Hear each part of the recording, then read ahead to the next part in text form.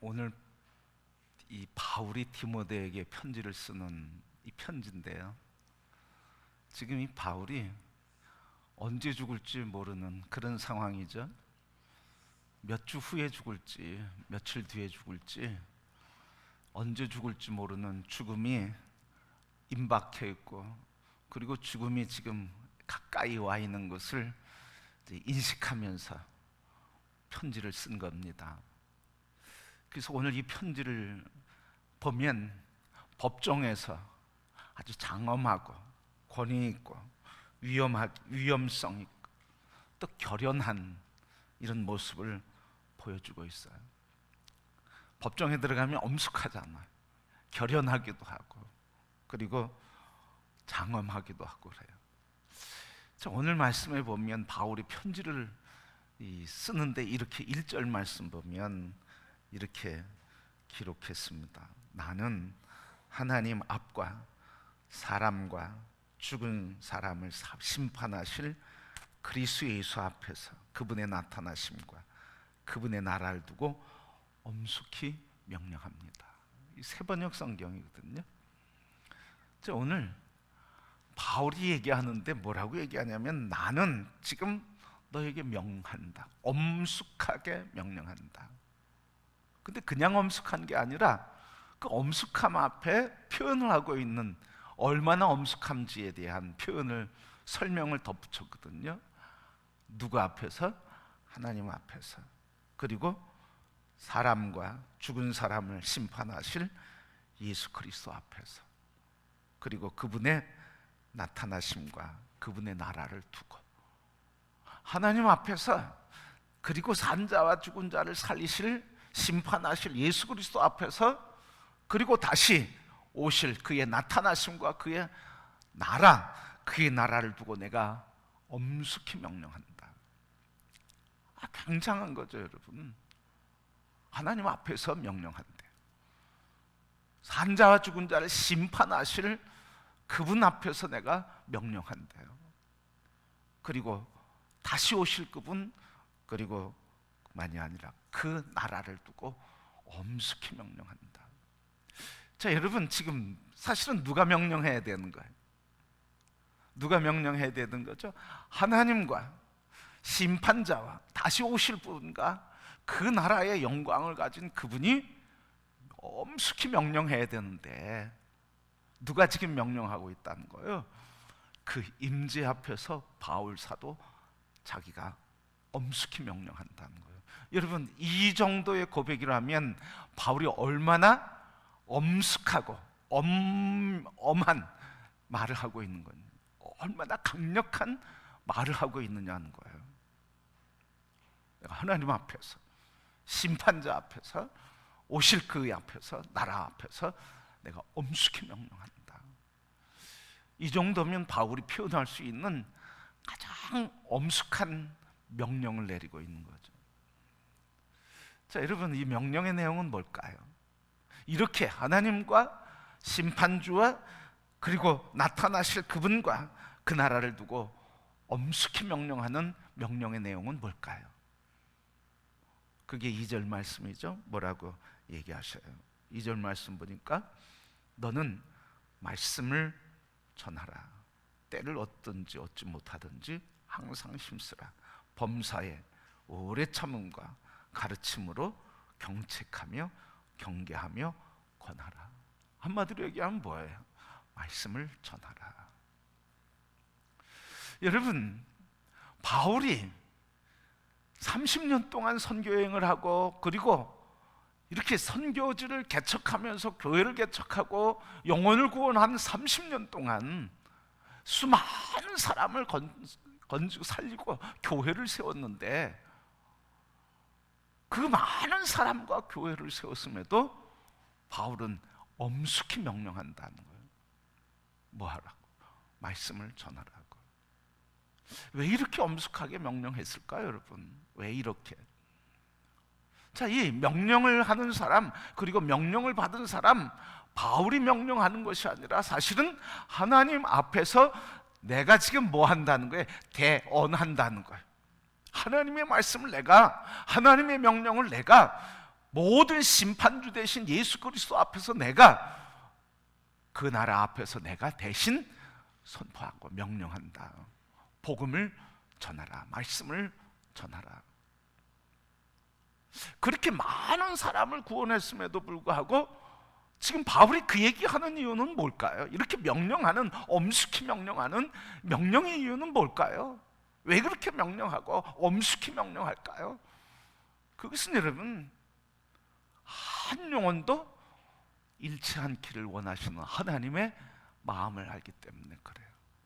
한 영혼도 잃지 않기를 원하시고, 한 영혼 한 영혼 모두가 다 구원받기를 기뻐하시는 하나님의 기대와 소원 때문에 그것을 표현하고 있는 겁니다.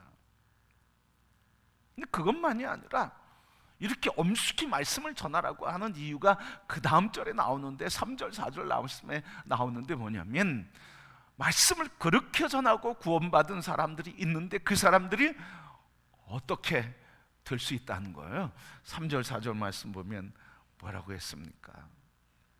때가 이르리니 사람이 바른 교훈을 받지 아니하며 귀가 가려워져 자기의 사욕을 따를 스승을 많이 두고 또 그 귀를 진리에서 돌이켜 허다한 이야기를 따르리라.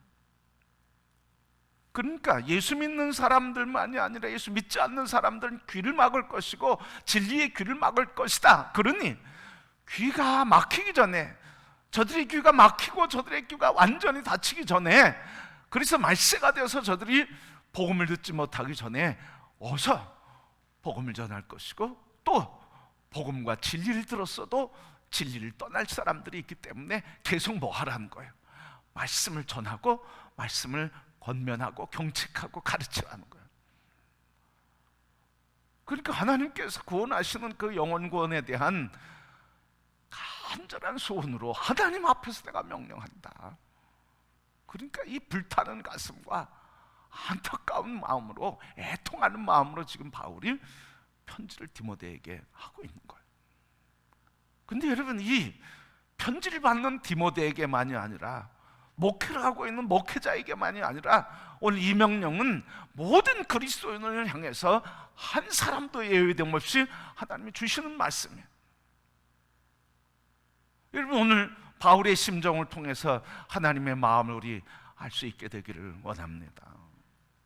하나님이 바울의 표현을 통해서 얼마나 안타깝고 간절하게 영혼들이 죽게 돌아오기를 원하고, 돌아온 영혼들이 한 영혼도 빼앗기지 않기를 원하고, 복음의 문이 닫히기 전에, 저들의 인생이 끝나기 전에 저들의 귀가 열려서 복음을 듣고 돌아오기를 기다리시는 하나님 아버지의 마음. 바울은 오늘 이 말씀을 하는 이유 중에 하나가 바로 자기는 이제 관제로 드려질 인생의 마무리가 다 되고 인생의 끝이 왔기 때문이라 그렇게 얘기하고 있어요. 오늘 6절 말씀 보면 관제에 부음을 받을 존재라. 그래서 6절 말씀 표현 이렇게 했어요. 전제와 같이 내가 벌써 부어지고 나의 떠날 시간이 가까웠도다. 전제와 같이 부어질 벌써 부어졌다. 그리고 내가 나의 떠날 날이 가까웠다. 오늘 전제와 같이 내가 벌써 부어졌대요. 이 전제라고 하는 것은 뭐냐면 제사를 드릴 때 마지막에 붓는 제주를 얘기해요. 그래서 양을 제물로 드리고 그리고 불태워서 모든 제사를 마무리할 때 마지막으로 제사에 드리는 포도주를, 제물에 붓는 포도주가 있었거든요. 제단에 붓는 포도주. 마지막에 제단에 포도주를 부었어요. 그걸 제주라고 얘기해요. 그래서 그 표현을 오늘 말씀은 그 전제라 이렇게 표현했어요. 이 전제라는 말씀은 제주라고 하는 뜻이고, 이 전제는 제사 마지막에 제물에 태우면서 제사 마지막 드리는 끝에 포도주를 드리는 것을 얘기해요.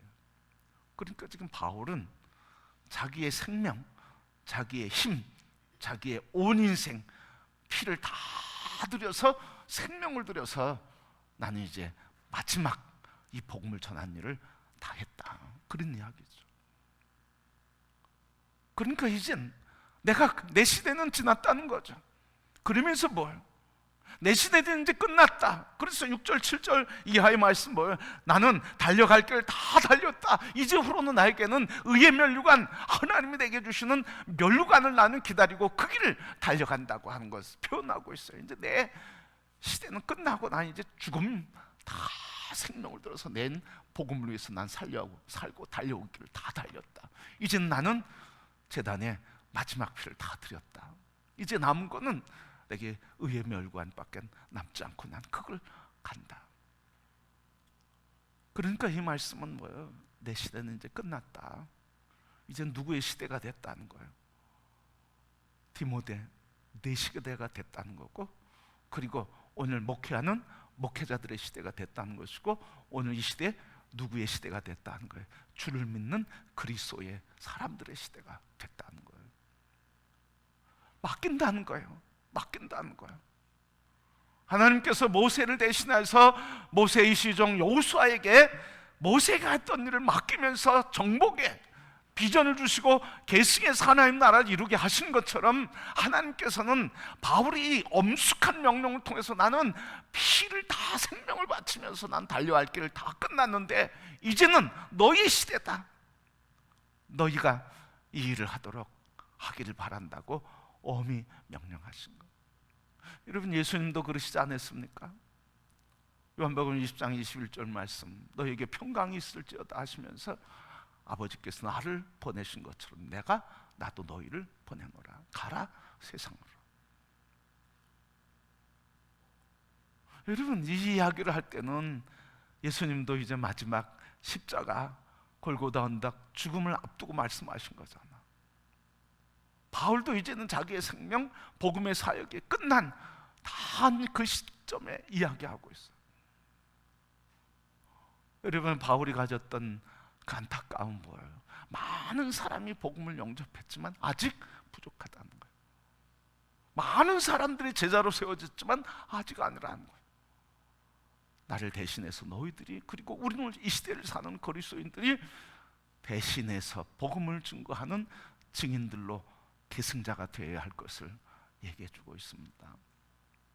여러분, 오늘 우리 바울은 나의 달려갈 길 다 복음을 위해서 달려왔는데 이제는 너희들이 그 길을 가라 하면서 바톤을 터치해 주고 있는 거예요. 그러면서 계속 뭐 하라는 거예요? 그래서 엄히 명하는데 뭐예요? 말씀을 전하라, 가르치라, 권하라. 왜? 진리의 귀를 막을 것이고 진리의 사람도 미혹의 영에 붙들려서 진리를 떠나고 사익을 쫓는 일들을 하게 될 것이다. 허탄한 이야기를 할 것이고 사욕을 따르는 스승을 둘 것이다.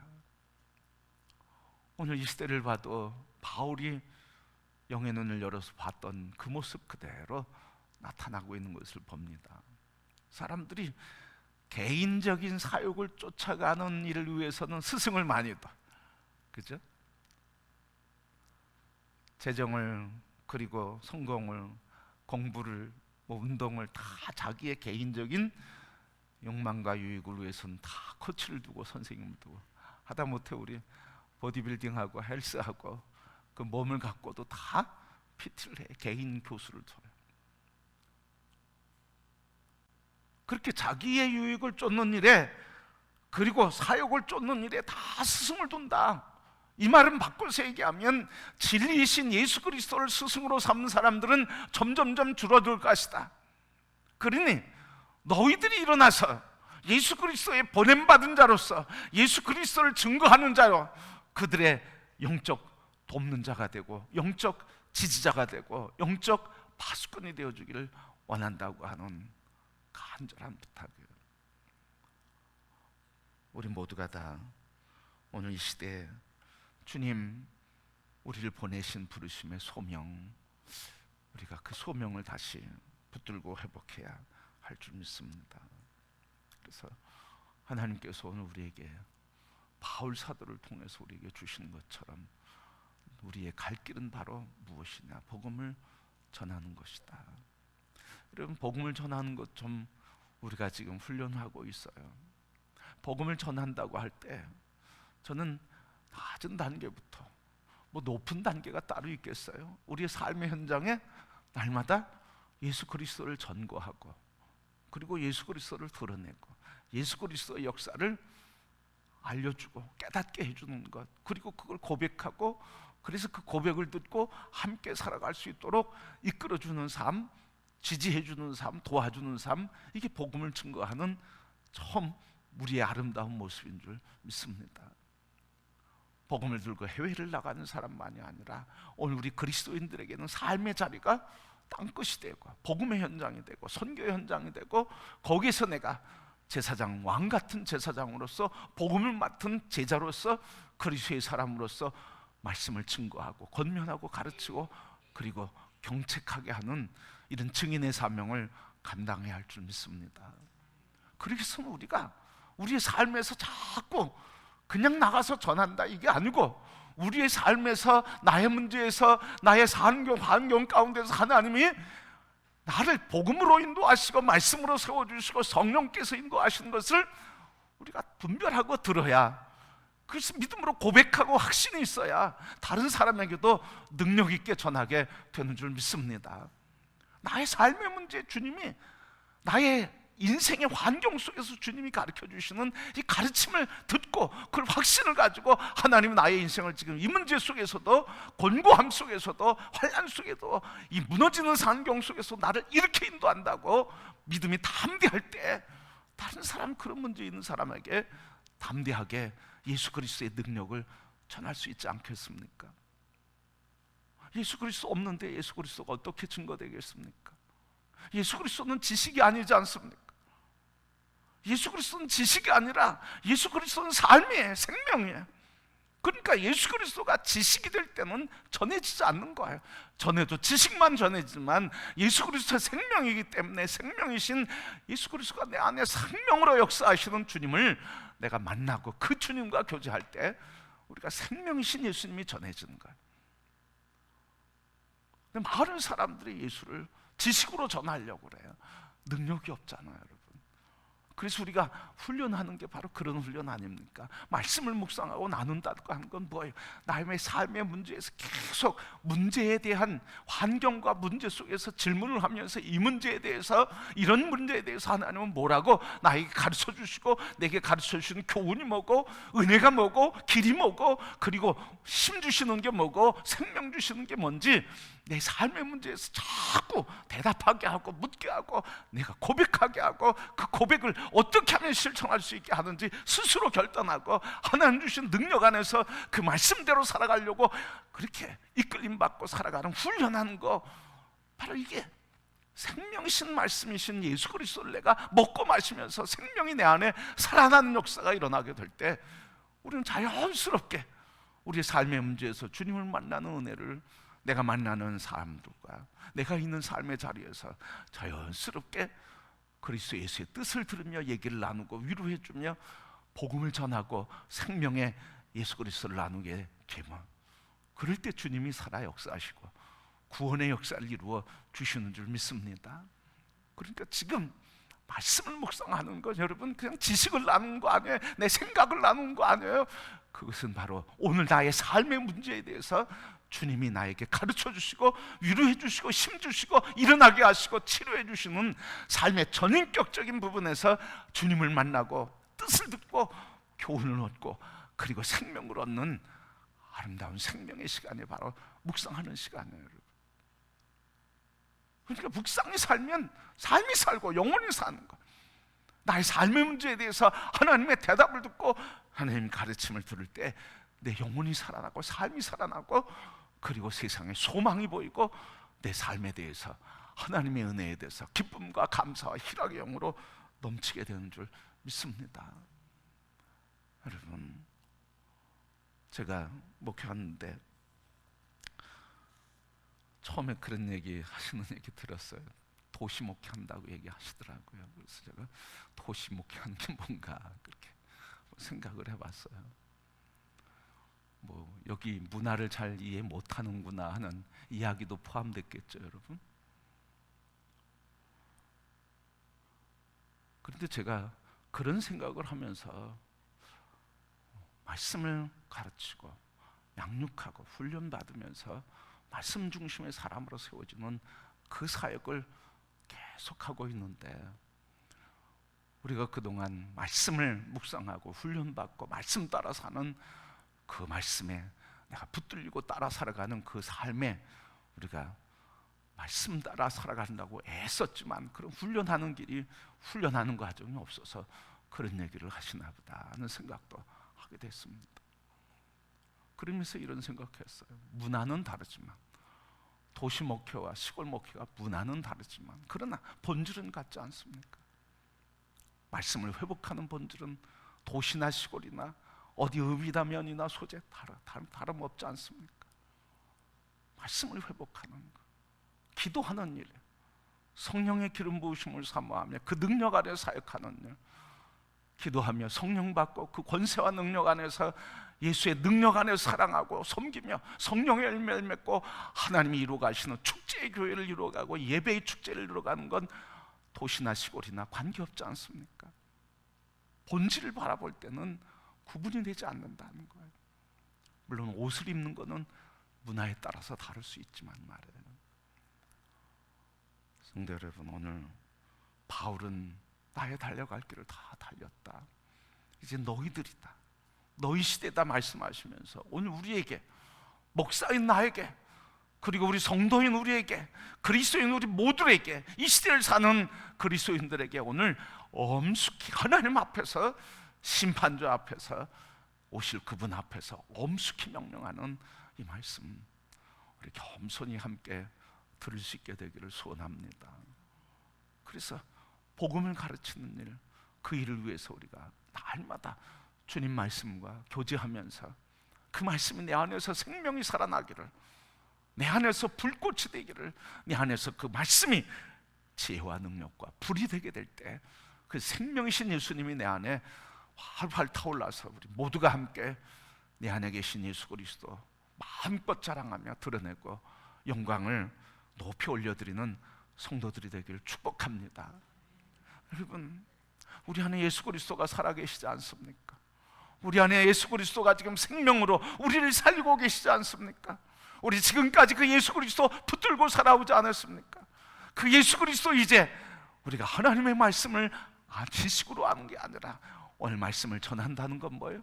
하나님의 말씀을 지식이 아니라 내 입으로 지금 열어서 얘기하라는 거예요. 하나님의 말씀을 내 입을 열어서 얘기하라는 거예요. 하나님은 당신을 사랑합니다, 이런, 하나님 당신을 기다리십니다, 이런 말씀만이 아니라 삶의 문제 속에서 하나님이 내게 주시는 은혜와 감동과 교훈을 함께 나누면서 그 말씀을 입을 열어서 전하는 이런 삶이 우리에게, 이 시대에 우리에게 필요한 줄 믿습니다.